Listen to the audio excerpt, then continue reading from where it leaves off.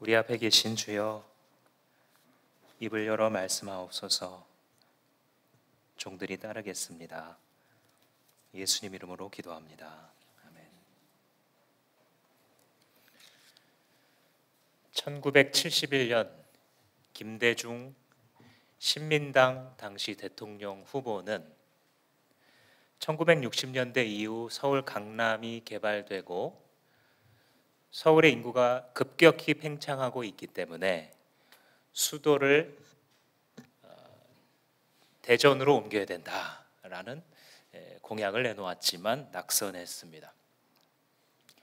1977년 박정희 대통령은 역시 같은 문제의식을 가지고 수도를 공주 쪽으로 옮기되 앞으로 국가의 미래를 보면서 모든 것을 백지화하고 다시 계획하자라는 생각으로 이른바 백지 계획을 수백 명의 국내외 전문가들과 함께 2년 동안 연구했으나 그것을 실행하기 직전에 목숨을 빼앗김으로써 그 계획은 이행되지 않았습니다. 2002년도에 노무현 당시 대통령 후보자가 수도를 이전해야 된다, 세종시로 가야 한다라고 하는 공약을 내걸었고 당선되었지만 2004년도에 반발에 부딪혀서 행정부만을 세종시로 옮기는 반쪽짜리 천도에 그쳤습니다. 그보다 세월을 더 거슬러 올라가면 조선을 세우던 태조 이성계는 수백 년 동안 고려의 도읍이었던 이 개경을 버리고 한양에다가 도읍을 세우려고 했는데 역시 귀족들의 반대에 부딪혀서 좌절되었습니다. 그의 아들 태종 이방원이 자기가 형제들의 피를 흘리고 충신 정몽주 같은 분들의 피를 흘렸기 때문에 피로 얼룩진 그 땅을 떠나서 한양에다가 반드시 수도를 세워야겠다 고집해서 드디어 성공하고 맙니다. 수도를 천도한다는 것은 그 통치 지도자의 고도의 정치 행위입니다. 앞으로 이 국가는 어디를 향해서 나아가야 되고 통치하는 정책의 방향은 어떠해야 한다라는 것을 보여주기 때문입니다. 수도를 잘못 옮겼다가 망한 나라의 사례들도 있고 수도를 잘 옮겼기 때문에 그 이후로도 수백 년 동안 용성했던 예들이 나옵니다. 오늘 우리가 읽은 사무엘하 5장에서는 바로 수도를 다윗이 옮기는 장면이 기록되어 있습니다. 그리고 그것을 옮기는 과정에서 하나님께서 온 이스라엘을 다스리신다라고 하는 의미를 보여주고 있죠. 그 중에 몇 가지 장면, 세 가지 장면을 살펴보면서 이것이 오늘 우리에게 무엇을 의미하겠는가 함께 잠시 생각해 보겠습니다. 1절 말씀에 보면 이스라엘 모든 지파가 헤브론에 있는 다윗을 찾아갔다 이런 말을 하고 있습니다. 이때 당시에는 우리가 지난주에도 나눈 것처럼 사울 왕이 죽은 다음에 7년 반 동안 다윗이 헤브론에서 지역 통치를 하고 있을 때입니다. 이스라엘 11지파는 사울을 따라서 여전히 있고요. 유다 지파만 다윗을 따라서 당신이 왕입니다 하고 세우면서 그 지방에서 지방의 우두머리로서 다스리고 있었던 그런 시대죠. 이거는 하나님께서 처음에 하신 말씀과 좀 달라 보여요. 왜 그러냐면 이때로부터 약 20년 전에 하나님이 다윗에게 기름을 부으셨거든요. 너는 장차 온 이스라엘을 통치할 왕이 될 것이다. 근데 그렇게 말씀을 하신 다음에 다윗에게 있었던 인생은 10년 동안 사울 왕이 현직 살아있는 시퍼런 권력이 자기를 죽이려고 온 힘을 다해서 쫓아오는, 그래서 온 힘을 다해 도망쳐야만 했었던 10년의 세월을 보냈고요. 그 다음에는 이 헤브론이라고 하는 말하자면 촌구석으로 볼 수 있는 지방에 틀어박혀서 7년 반 동안 아주 제한된 통치만을 하고 있었던 그런 시절입니다. 어쩌면 우리는 그렇게 생각할 수 있죠. 하나님, 10년이 지났는데 하나님께서 하신 약속은 도대체 언제까지 기다려야 됩니까? 하나님, 20년이 다 돼가는데 이건 좀 너무하신 거 아닙니까? 조급해할 수밖에 없죠. 근데 다윗이 조급해하지 않았거든요. 어떻게 그럴 수 있을까요? 사울을 하나님께서 나에게 이 왕위를 주셨다라고 생각했을 때에는 자기를 대적하는 사울을 너는 하나님의 계획을 방해하는 사람이야 하면서 다윗이 사울을 제거할 수 있었지만 제거하지 않습니다. 도리어 내가 사울을 죽였습니다 하고 리포트해온 아말렉 청년을 지난주에 우리가 살핀 것처럼 도리어 벌을 내리죠. 사울 사후에 이 11개 이스라엘 지파는 굉장히 약화되고 이스보셋이라고 하는 바지왕을 세웠다고 했죠. 아브넬이라고 하는 군대 장관이 실권을 휘둘렀고 이 이스보셋 왕은 의자만 왕좌에 앉아있지 사실은 힘이 없는. 그런데 이제 이 이스보셋이 결국은 자기의 그 장수들에 의해서 살해당했을 때 다윗은 도리어 그들을 벌합니다. 분명히 다윗은 자기에게 하나님께서 주신 약속이 이루어지지 않는 것을 조급해하거나 탓할 수 있는데 그렇게 하지 않습니다. 왜냐하면 하나님의 약속은 시간이 지난다고 해서 좌절되는 것이 아니기 때문입니다. 시간의 지연은 하나님이 일하시지 않는다는 뜻이 아니라 하나님의 시간이 오고 있다라는 뜻입니다. 그런데 이게 우리들에게 생각해 보면 쉽지가 않죠. 우리가 좌절하는 이유는요, 소망이 지연되는 거예요.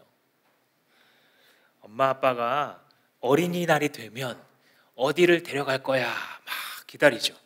근데 그날 막 비가 온다든지 해서 이게 좌절되면 너무너무 힘들어합니다. 그러나 또 지나가지기도 해요.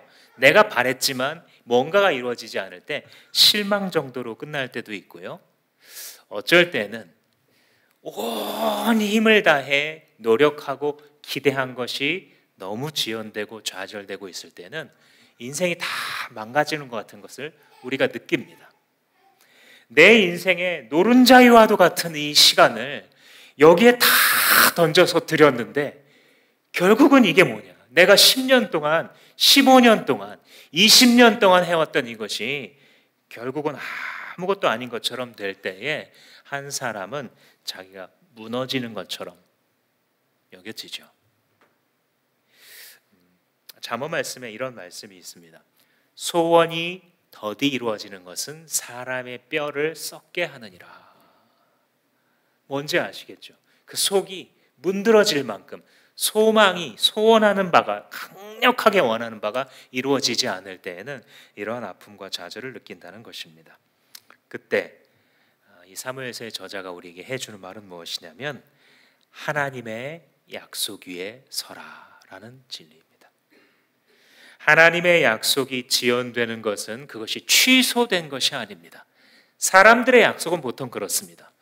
언제 우리 한번 밥 한번 먹자, 이번 달에 먹자 해놓고 이번 달이 지나도 다음 달이 지나도 소식이 없죠.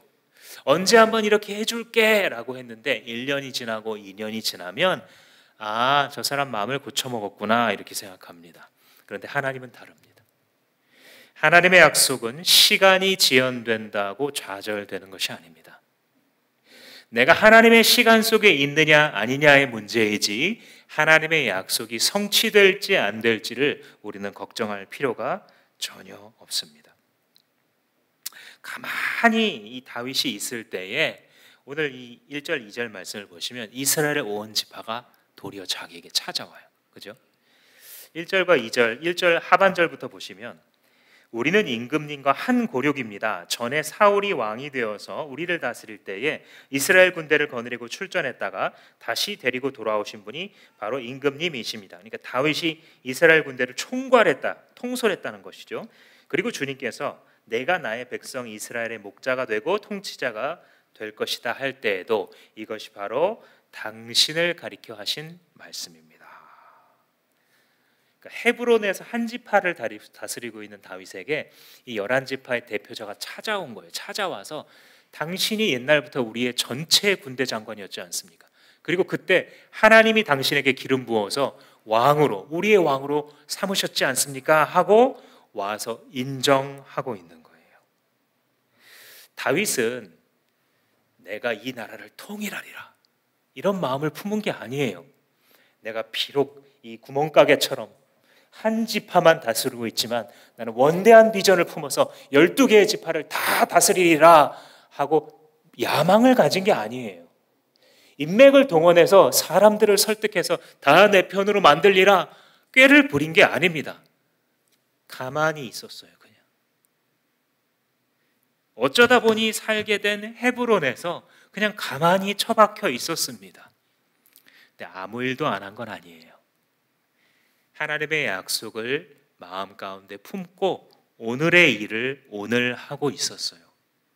자기에게 주어진 일을 그냥 하나님의 시간 속에서 묵묵히 성실하게 하고 있을 때에 통일이 제 발로 찾아온 것입니다. 자기 스스로도 그리고 온 나라가 가장 염원하고 기다렸던 그것이 자기의 노력과 성취에 의해서 이어진 것이 아니라 하나님을 믿고 시간 속에 성실하게 걸어가고 있을 때에 자기에게 찾아오는 장면입니다. 당신이야말로 우리의 지도자였고 하나님께서 세우신 우리의 목자요 통치자입니다. 감동적인 장면이죠. 그런데 왜 진작부터 다윗을 그렇게 봐주지 않았냐 그러면, 아니 뭐 그렇게 훌륭한 분인 거 알고 기름 부은 거 20년 전에 알았는데 좀 빨리 와가지고 내게 힘을 보태주고 지원해주고 후원해주고 그러면 얼마나 좋았지 않았을까? 왜 진작부터 그렇게 다윗을 평가해주지 못했는가? 그들은요 잘 알지 못했어요. 이게 시간이 지난 다음에 고백입니다. 그들은 현실을 살아가고 있었어요. 그 현실의 구조 속에서는요 다윗을 지지한다? 굉장히 어려운 일입니다. 왜냐하면 사울이 살아있는 권력이잖아요. 아니 오늘날처럼 민주화된 사회에서도 권력이란 거 참 대단하구나 느낄 때가 많아요. 그죠? 야, 온 세상을 대적하여도, 그런데 하물며 왕조에서 살아있는 왕이 있을 때에 하나님께서 뭐 기름을 부었다고 해서 그 사람을 지지한다? 굉장히 어려운 일이죠. 시간이 쭉 흘러가니까 사람들이 잘 알지도 못하고 하루하루 바쁘고 또 현실의 권력 아래 눌려있고 하니까 몰랐던 그것이 세월의 흐름 속에 그들의 눈에도 마침내 선명하게 들어오는 겁니다. 아, 저분이야말로 하나님의 사람이구나. 하나님께서 다윗을 세우셨다라는 사실 그들이 깨달아요. 이게 바로 하나님의 사람이 지나갈 때 주변 사람들이 느끼는 바예요. 내가 얼마나 훌륭한 사람인지 알아봐줘. 내가 얼마나 가치 있는 인간인지 좀 알아봐줘. 우리는 온몸을 좋은 것으로 치장하고 우리의 인생을 좋은 프로필로 치장을 해야 사람들이 알아봐 줄 것이라고 생각하는데 하나님의 사람은 그런 방식이 아니에요. 조급하고 자기가 소원하는 바를 이루지 못해 안달을 내고 내가 인생에서 정말 중요한 단계라고 목표와 계략을 세웠던 것이 잘 안 될 때 사람들에게 화를 내고 저주하고 자기의 대적 같은 사람들을 제거하려고 수당 방법을 가리지 않는 그런 방식이 아니라 하나님의 약속을 기다리는 방식으로 하나님의 시간 속에서 내가 믿는 바 진리의 원칙을 버리지 않고 묵묵하게 주님을 따라 살아갈 때에 하나님께서 그 성취가 제 발로 찾아오게 하는 방식으로 살아가는 사람, 그게 하나님의 사람입니다.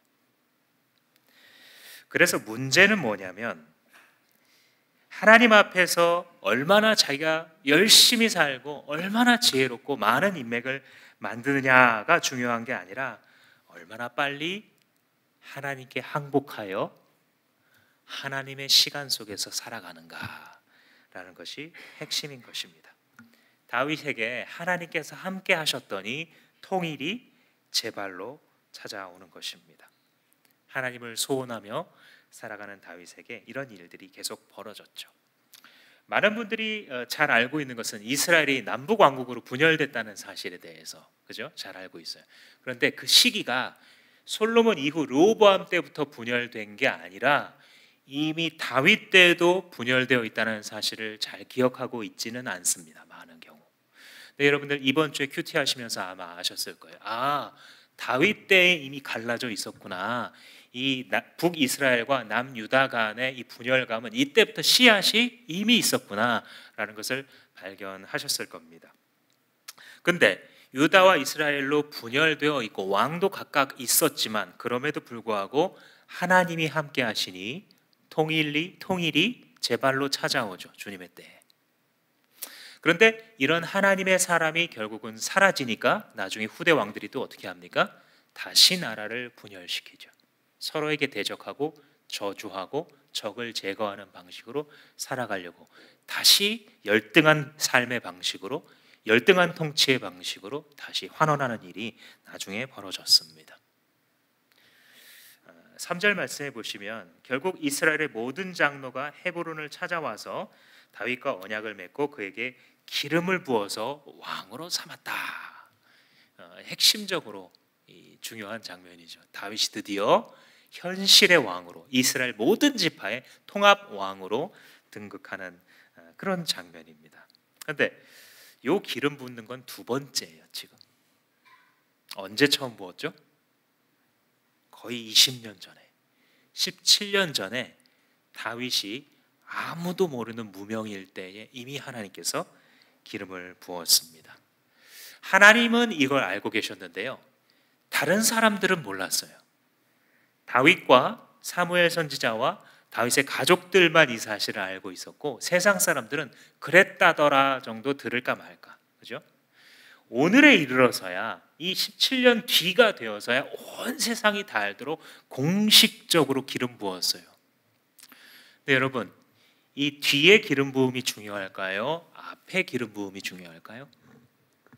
물론 둘 다 의미 있지만 뒤에 것은 없어도 돼요.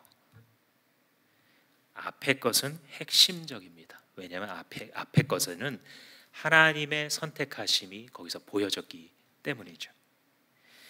다윗이 아무것도 가지지 못했을 때에, 심지어 집안에서조차 형제들에게 밀려서 지도자감을 뽑으러 사무엘이 오는데도 다윗은 안 부르잖아요. 아빠가 자기 친아빠인데도 다윗을 그 정도까지 인정을 안 하고 있는 겁니다.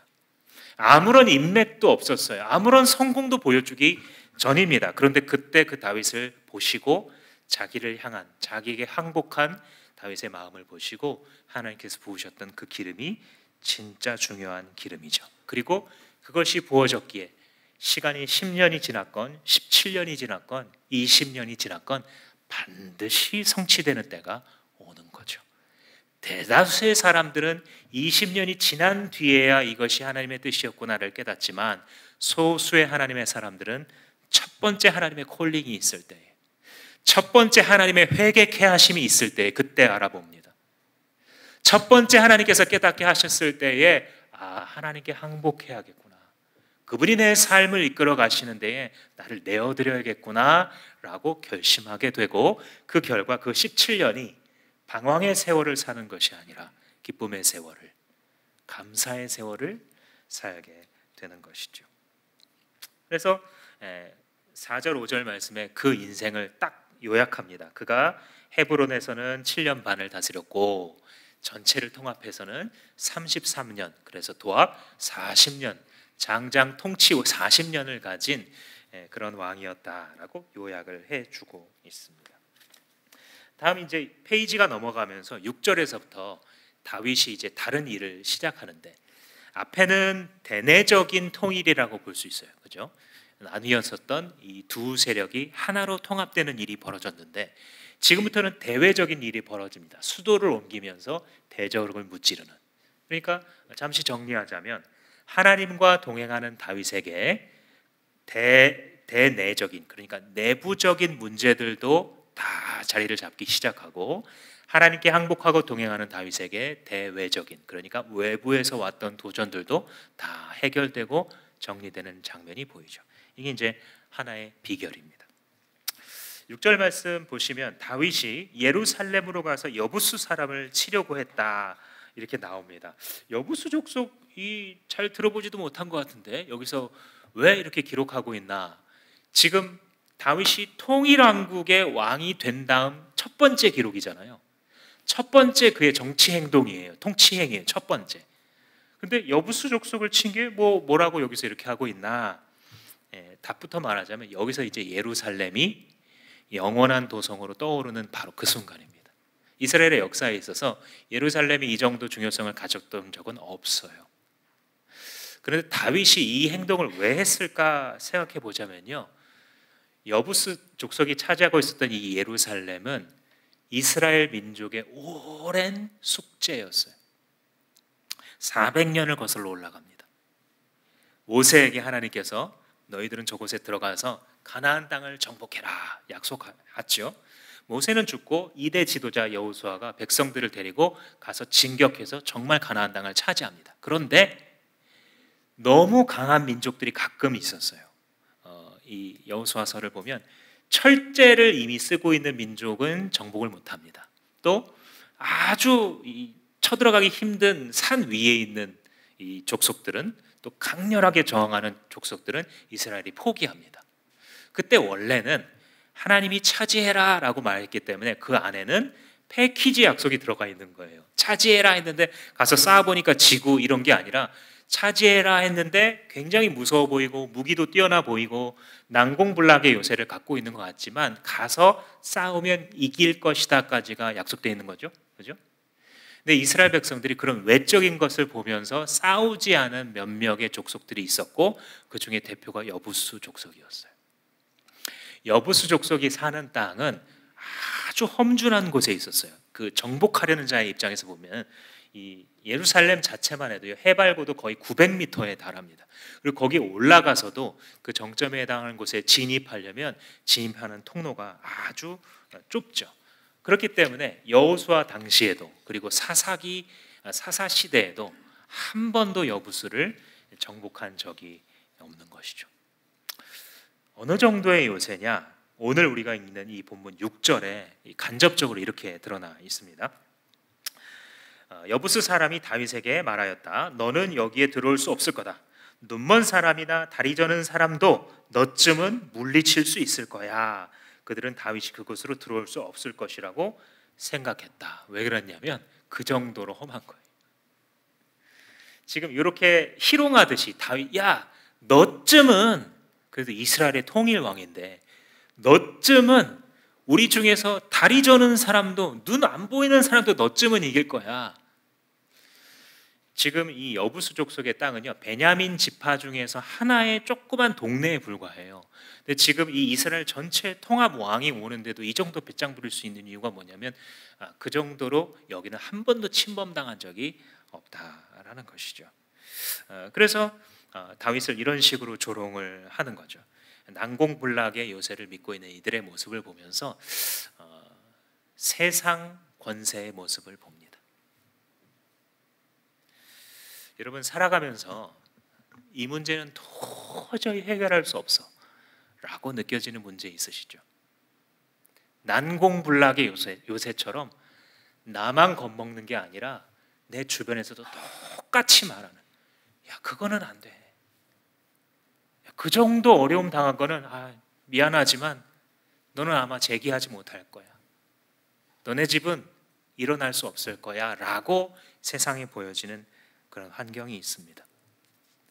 신앙을 갖고 좀 제대로 살아보고 싶은데, 신앙을 가지고 하나님 앞에 살고 싶은데도 오랜 세월 동안 그것을 방해해 왔었던 대적과 문제가 있습니다. 많은 사람들이 그쯤 되면 야 포기하는 게 맞아 라고 하는 그런 문제, 그런 문제도 하나님이 함께 하시면 달라집니다. 하나님께서 함께 하시면 난공불락의 요새도 무너지는 것입니다. 그것이 사무엘 기자가 해주고 싶은 말이에요. 다윗이 이 정도로 잘 싸웠다, 이걸 기록하는 게 어찌 이 저자의 목적이겠습니까? 문맥 속에서 아무리 어려운 400년 동안 정복 못한 문제도 하나님과 함께한 다윗과 같은 사람이라면 할 수 있다. 따라서 문제는 아주 난공불락 같은 문제가 아니라 내가 얼마나 빨리 하나님께 항복하느냐의 문제인 것입니다. 주님을 믿으려고 하다 보면 모든 문제가 이 한 가지로 귀결된다는 사실을 깨달을 때가 있습니다. 그게 바로 은혜의 순간입니다. 그렇구나. 내 힘으로는 안 되는구나. 주님, 하나님 당신이 있는지는 모르겠지만 살아계신다면 나 한번 불쌍히 여겨주십시오. 나 한번 살려주십시오. 나 한번 만나주십시오. 이런 기도를 통해 하나님을 만난 분들이 많죠. 제 친구들 중에도 있습니다. 문제가 얼마나 크느냐가 아니라 그 문제를 만난 내가 얼마나 나의 교만을 버리고 빨리 하나님 앞에 항복할 수 있을 것인가입니다. 하나님과 항복해야만 하나님과 동행할 수 있기 때문입니다. 8절 말씀에 보면 다윗이 승리한 방식이 여기서 드러나죠.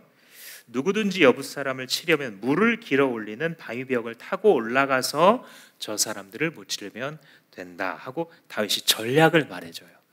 다른 길은 다 막혀 있는데 이 길 하나가 뚫려 있는 거예요.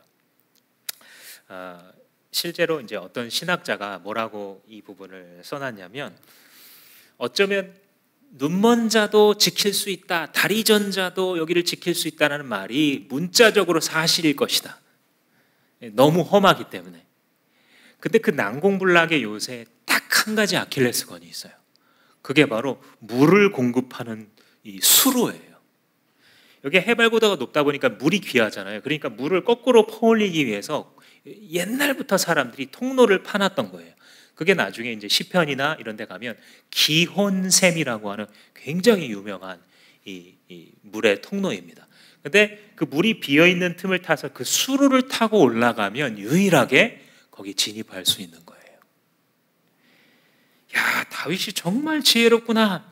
그게 이 저자의 목적이 아니라 하나님과 동행하는 자에게 지혜를 주셨다. 이렇게 읽으면 성경 저자의 의도를 잘 파악하는 것입니다. 유일한 약점이 그거 하나인데, 자기를 무너뜨리는 이 문제의 유일한 해결책이 그거 하나인데 그거 하나를 잡는 거예요. 이런 지혜가 도대체 어디서 나왔을까? 이런 담대함이 도대체 어디서 나왔을까? 그것은 우리와 함께 하시는 하나님 때문이었다. 임마누엘의 하나님이다. 성경 저자는 오늘 우리에게 이야기하고 있습니다. 그래서 참 재미있다고 할까요? 다윗이 그 말을 그대로 이용합니다. 자기를 희롱했던 말을 가지고 정복해요. 그래? 너네들이 눈먼 자라도 다리 먼 자라도 정복할 수 있어? 얘들아, 우리 눈먼 자들 정복하러 가자. 얘들아, 자 들어가자. 저기 다리 저는 자들 우리의 상대가 안 될 것이다 하고 사기를 충천하게 만들어서 눈먼 자로 취급하면서 다 처단하는 장면이 여기 나타나 있죠. 이런 담대함, 이런 지혜가 하나님과 동행하는 하나님의 사람에게 나타난다라고 오늘 성경 저자가 얘기해 주는 것입니다. 그래서 그 해석이 10절에 써져 있어요. 10절에 우리 같이 한번 읽어볼까요? 시작. 만군의 주 하나님이 다윗과 함께 계심으로 다윗이 점점 강대해졌다. 이게 비결이라는 거예요. 다윗의 강대함의 비결이 뭐라고요? 하나님이 그와 함께 하셨다. 이거를 짧게 줄이면 임마누엘. 그죠? 임, 모모와 함께, 아누, 우리, 엘, 하나님. 그래서 붙이면 하나님이 우리와 함께 하신다. 혹은 우리와 함께 하시는 하나님. 우리와 함께 하시는 하나님, 그분과 함께 가면 저 난공불락의 요새도 아무리 어려운 인생의 문제도 늘 정복하고 들어갈 수 있다. 저들은 눈먼 자 다리 저는 것과 같은 쉬운 문제다. 다윗은 얘기하고 있는 것입니다. 그러니 우리가 여기서 꼭 기억해야 될 게, 다윗의 강대함이 좋은 환경에서 온 게 아니구나. 집안이 빵빵하게 나를 지원해 줬기 때문에 그가 강대해진 게 아니구나. 오히려 그건 집안에서 괄시받는 사람인데, 다윗의 이 강대함이 인맥에서 온 게 아니구나. 오히려 그를 알았던 많은 사람들이 그를 괴롭혔는데 오직 그가 하나님과 동행했기 때문에, 하나님께서 그와 동행해 주셨기 때문에 그의 강대함이 존재하는 것이구나. 줄이면 다윗의 강대함은 임마누엘이었구나. 하나님의 사람에게 있어서 강대함이라는 것은 임마누엘의 다름 아니구나. 임마누엘 대신 하나님, 그가 우리의 강함이시구나 라는 사실을 깨달을 수 있는 것입니다. 그뿐만 아니라 주변국이 이제 인정을 해줍니다. 11절 말씀 보시면 두로왕 히람이 다윗에게 백향목, 목수, 석수를 보내줘서 궁궐을 짓게 했다, 이런 말이 나오잖아요. 이게 간단한 문장이지만 어마어마한 공헌을 해주는 거예요. 그래서 여기서 자기의 왕궁도 짓고 다윗 성전도 지을 수 있었던 거예요. 백향목과 그 나무를 다루는 백향목이 아주 단단한, 지금도 레바논이 자기 국기에 새겨놓을 정도로 대단한 목재 아닙니까? 이 백향목이라는 것이. 근데 그거를 뭐 한도 없이 지원해줘가지고 이 예루살렘이라는, 나중에 이제 시온성이라고 하는 별명을 갖게 되죠. 거기를 지을 수 있는 그 역할을 한 사람이 조금 전까지 적국이었던 두로 왕이에요. 하나님께서 함께 하시면 그의 원수라도 친구가 되게 하시나니, 잠언에서 말하고 있는 바의 일이 그의 삶에서 나타난 것입니다.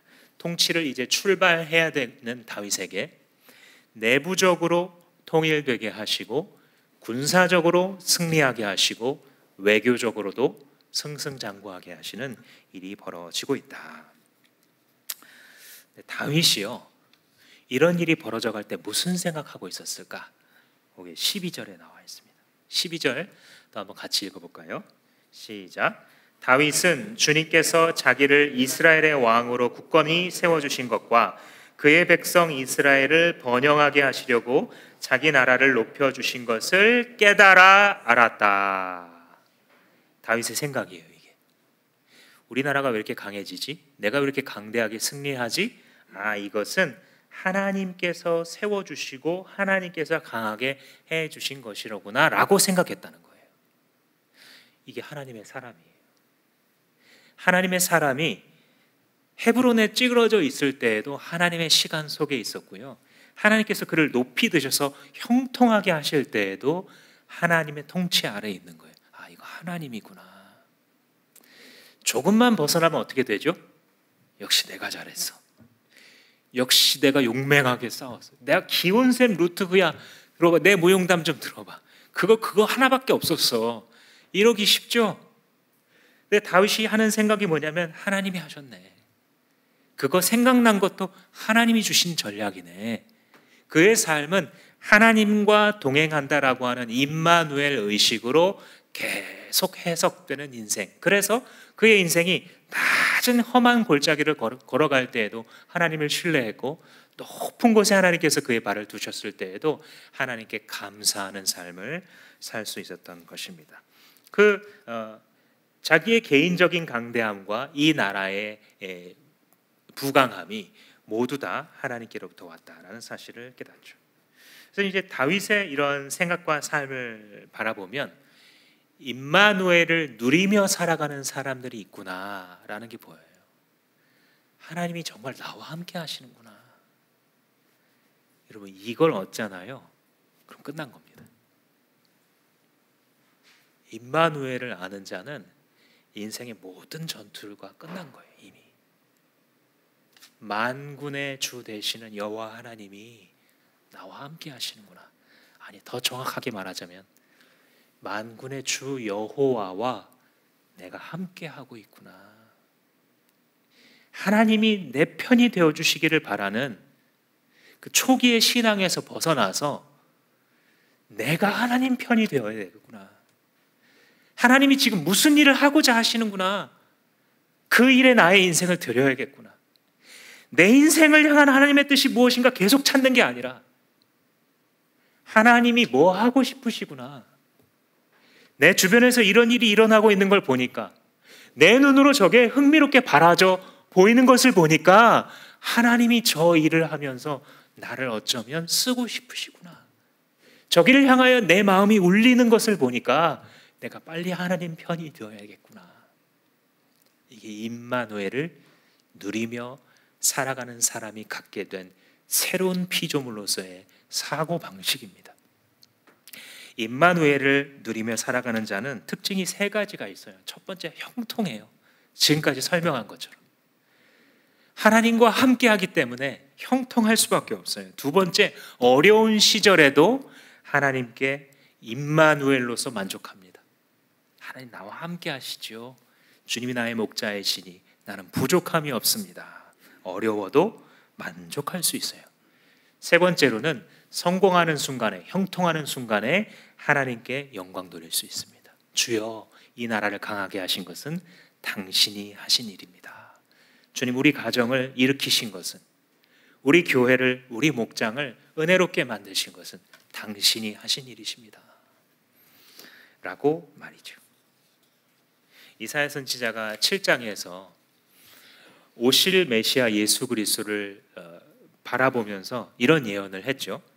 보라, 처녀가 잉태하여 아들을 낳을 것이요 그의 이름을 임마누엘이라 하리라 라고 자기가 보내실 독생자 예수의 이름을 임마누엘이라고 부르셨어요.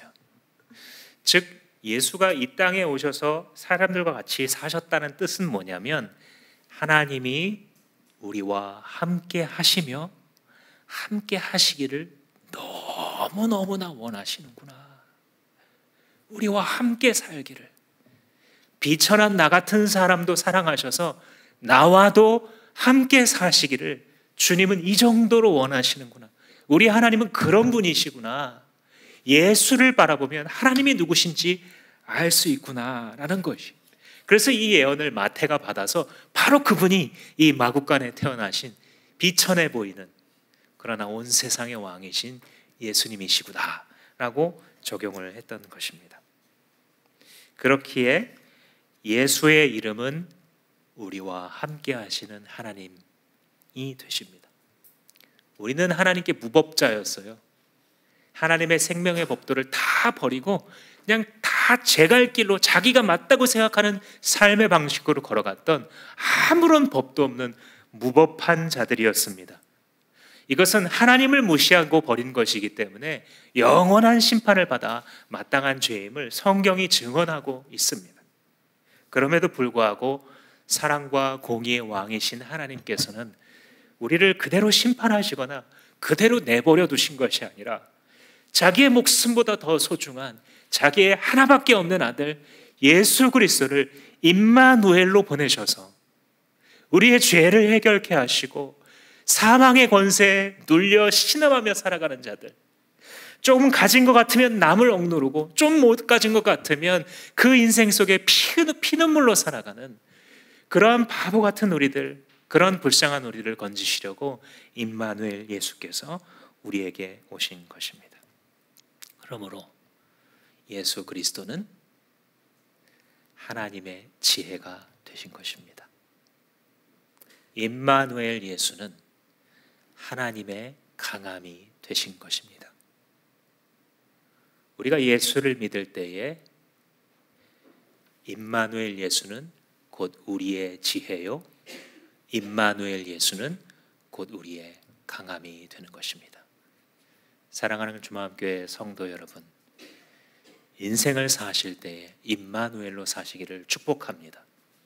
그가 우리의 강함이시요 그가 우리의 지혜다 라고 외칠 때에 형통하는 순간에나 어떤 한 구석에 찌그러져 있을 때에나 감사와 만족과 영광 돌림으로 여러분들의 인생을 채워가실 수 있으실 줄 믿습니다. 기도하시겠습니다. 살아계신 아버지 하나님, 당신의 이름을 사모합니다. 어둠의 권세에 육체의 정욕에 끝까지 매여 살 수밖에 없는 우리에게 오셔서 하나님의 강함으로 어둠의 권세를 깨뜨리시고 무지하게 살아갈 수밖에 없었던 우리에게 유일한 구원 되시는 예수를 믿는 기적을 허락하셔서 우리의 하나님의 지혜로서 이곳에 오게 하신 줄로 믿사오니 하나님, 우리가 평생을 살아가며 하나님의 지혜 되신 예수로 살게 하시고 하나님의 강함 되시는 임마누엘 예수로 승리하는 우리 모두가 되도록 축복하여 주시옵소서. 예수님 이름으로 기도합니다. 나같이